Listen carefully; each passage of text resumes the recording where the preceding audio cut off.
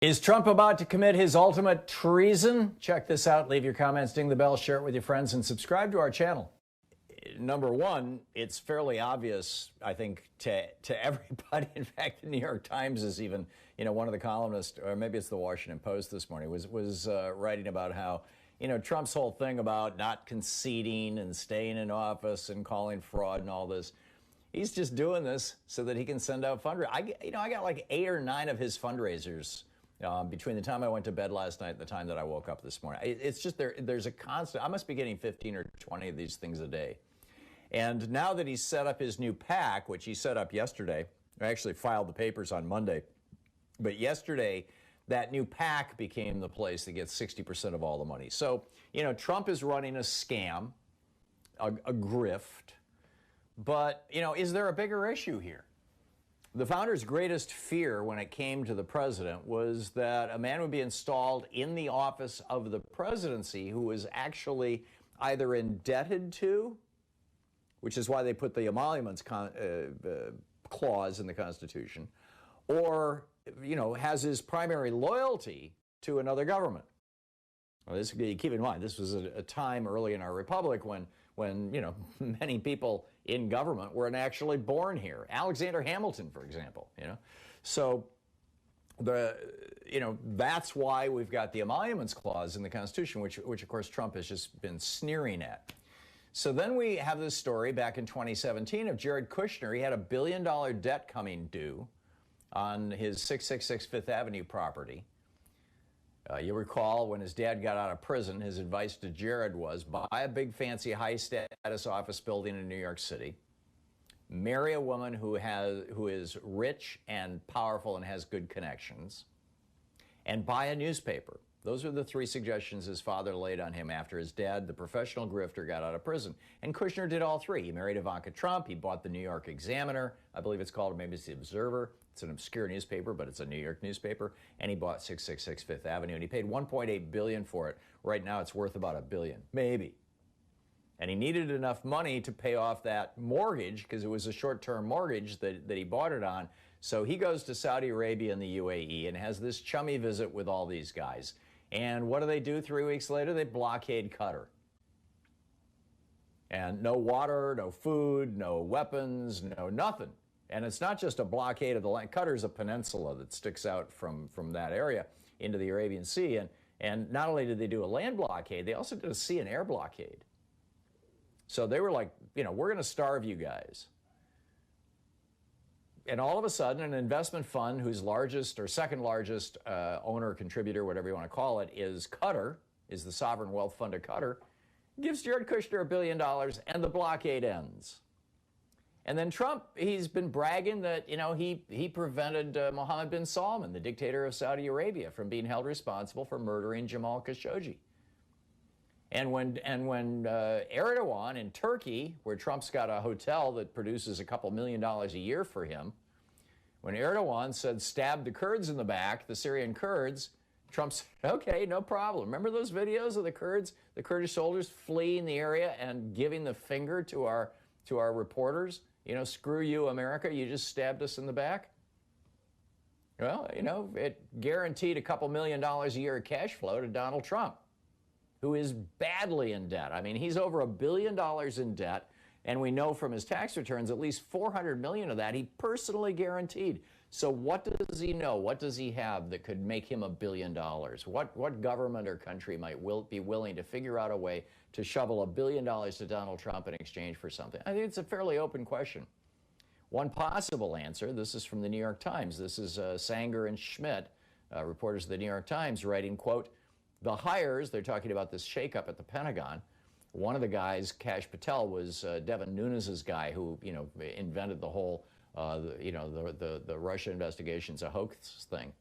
Anyhow, the quote is, the hires come as Mr. Trump and some of his aides have been pressing to declassify documents that would describe sources of information inside the Kremlin. Now, sources of information inside any foreign government is a euphemism for spies. Trump wants to out our spies? And I'm guessing this goes way beyond Russia. I mean, is he outing people who have been, in Saudi Arabia, who have not been friendly with Mohammed bin Salman? Is he outing people in Turkey? Is he, is he going to use the last 8 months to give Erdogan, that minister who's hiding out here in the United States, that Erdogan has just been going nuts about? So is Trump on his way out running not just a grift on the suckers who fund him, but a larger grift that may be treason? I honestly don't know, but I am very concerned. It certainly is looking this way to me. The other point that I wanted to raise is Quaid wrote this great piece over at Daily Kos a few days ago titled "Decades of Republican Mismanagement Have Left Red States Mired in the Past and at the Bottom."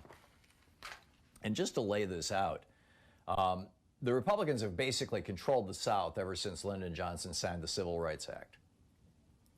And this was key. That was in 64, 65, civil rights, voting rights. And that was key to Richard Nixon's 1968 so-called Southern strategy of, hey, Republican Party, those racists in the South are up for grabs. Let's take them, which they did. So we've got, for example, Kentucky, Mitch McConnell's state. Kentucky gets $2.41 back for every dollar they send to Washington, D.C. In fact, Kentucky, Mississippi, and Louisiana rely on the federal government for more than 40% of their revenue, writes this op-ed over at Daily Kos.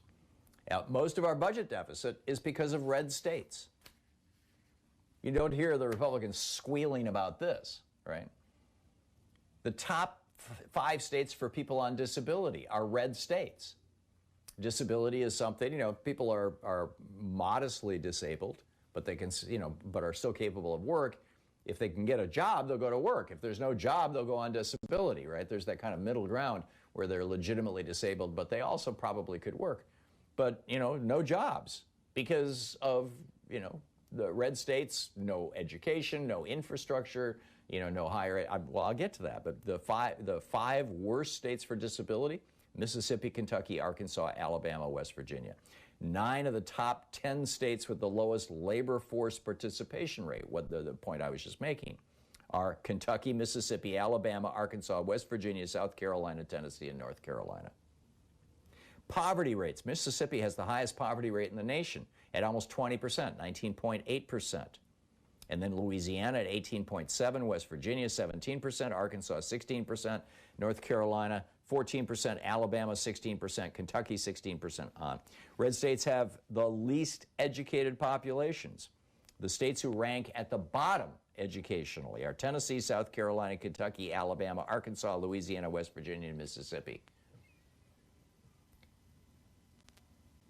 This is what, decades of Republican dominance, red states have the smallest number of college degrees.